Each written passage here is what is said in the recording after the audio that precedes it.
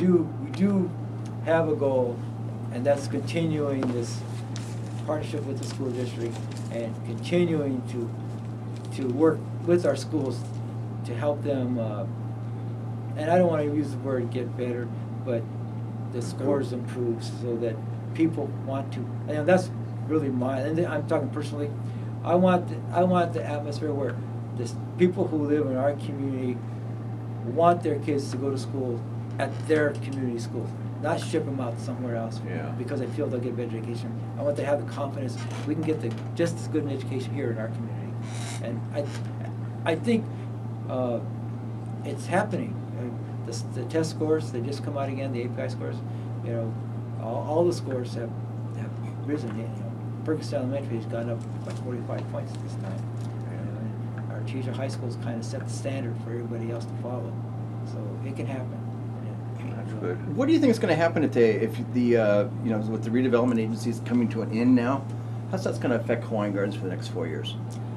Well, right now, what the situation is, the states allow, you know, I guess their plan is, the term is you can buy in, which basically we're going to be allowed to continue the redevelopment agency, but we're going to have to basically give back a portion of that tax increment money to keep using it. Do you think some of the cities have abused the redevelopment agency, and it's made it bad for other cities? Well, they must have. We're hearing stories, you know, that some of them were really kind of over the top. Some of the uses, you know, even that they claim were viable uses, but apparently they may not have been. Yeah. I know that, you know, in the 4 years that I've been on city council, every project that comes up, that's really the first thing the first argument is it an allowable use? Is it allowable? Well, can the city of Hawaiian Gardens, let's just assume that all the lawsuits and the appeal to the Supreme Court fail, can the city of Hawaiian Gardens afford to make an annual payment to keep their redevelopment agency going? Right. Well, as it stands right now, we're told next year we're going to have to make about a $2.5 million payment, and every year thereafter, 340,000, around that ballpark figure. And we receive about $5 million annually from redevelopment agency income money. So it would come from there. So yes, we can make the payments, but the result is we'll just have less money to use on redevelopment projects. Mm-hmm. The problem is we don't know down the line, year 2, year 3, year 5, what the state's going to do. Are they going to allow us to keep more than money, or are they going to want to take more than money? So at some point when we look at the figures and decide it's not a viable thing to keep it going, you know, we'll have to decide whether or not to continue with the redevelopment. Well, has the council decided to go ahead and make the first payment to continue for now? Yeah, we voted to go ahead with that plan. But you don't have to make the payment right now. We don't have to make a plan until January. When the Supreme Court rule. Yeah, and that's when the judge said he's going to make his ruling in January. And you know, as you know, the cities are they're the plaintiffs in the lawsuit against the state to try to get that overturned. But you know, the results of not having redevelopment agency money will be, obviously we were not going to have that money for projects that we would try to do. Will it make the city less solvent? No, because as it stands now, every year we've had a balanced budget. In the 4 years I've been here, we were putting $1 million away into our rainy day fund. That's separate from your reserve? Yeah, that's our rainy day reserve. Yeah. Okay. Yeah, we're putting $1 million annually into it. It's up to between $7 or $8 million now. We're adding $1 million every year. But anyways, what the point I was going to make is our finance directors told us that even balancing our budget and putting that money away, we still have around $2 million left over. Surplus. Surplus money. And you So- feel so- confident in your finance director in regards to his numbers? Yeah, he's pretty good. Okay. Yeah. What, where is the casino now?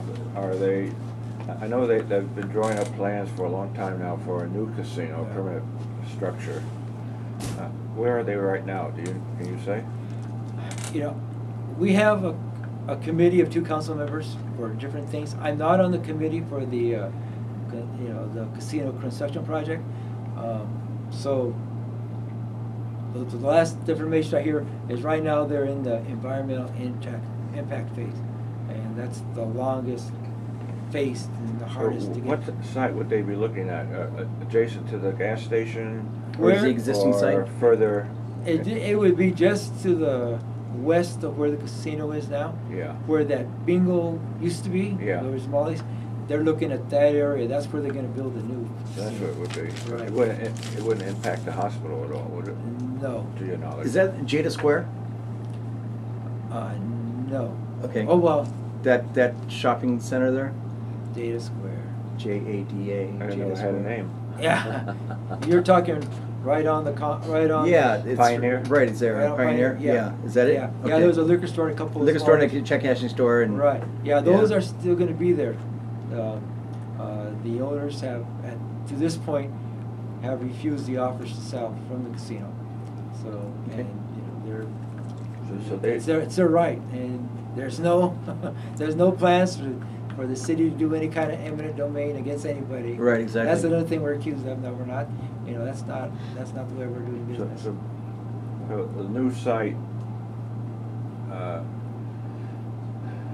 probably would be just west, like you said, west of those stores. Would the main entrance to the casino be the main driveways they have now and then extend over there, I'm assuming? I don't know how they would change it. Yeah.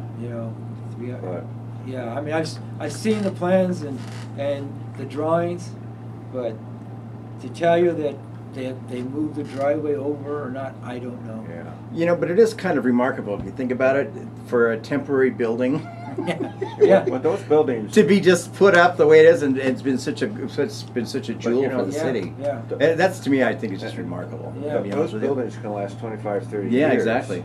Laverne College Yeah, has a whole bunch of them. they have a whole bunch of them.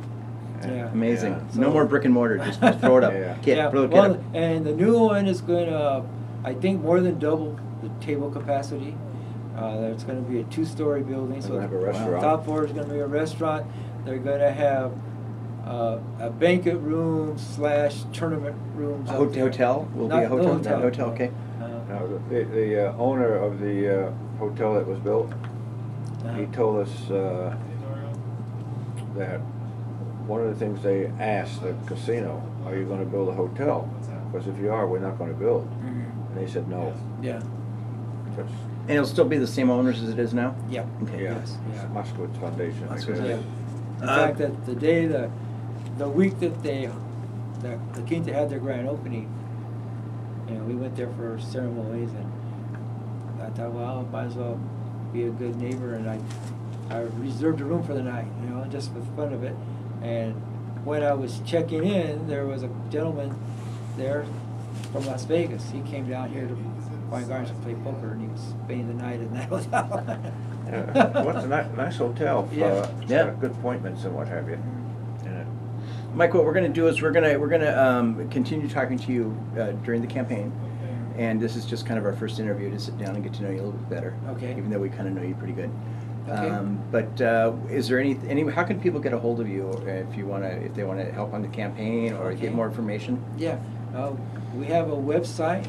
This is votefarfangomez.com. Okay, hold on. Vote farfangomez.com. Right.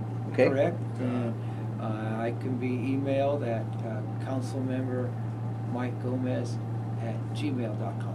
Okay. And do you have a telephone number or anything that you can give to people, or Or you just no? Just soon not. Okay, no problem. Yeah. Anything else, Jerry?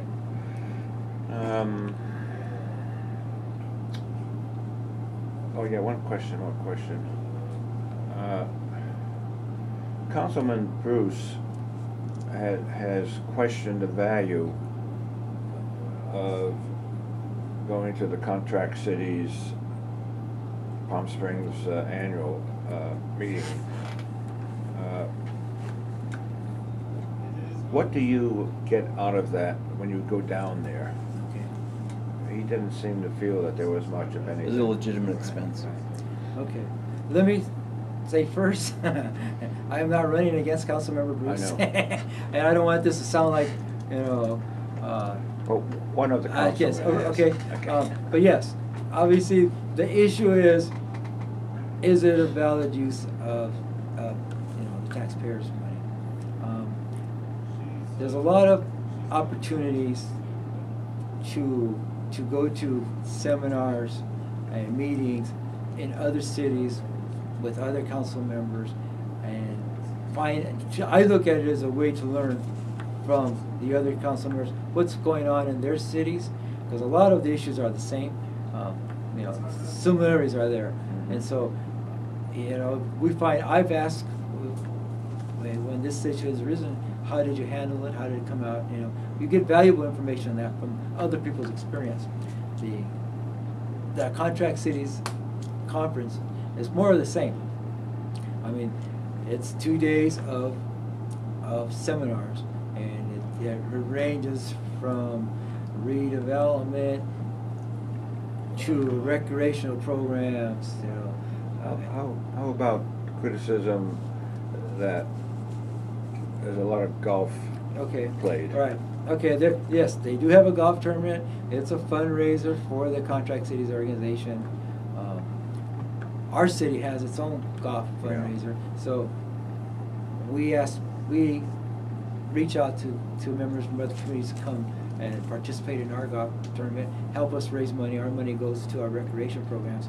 So I think we need to reciprocate and go participate in their program. You do a lot of networking. Yes, do that.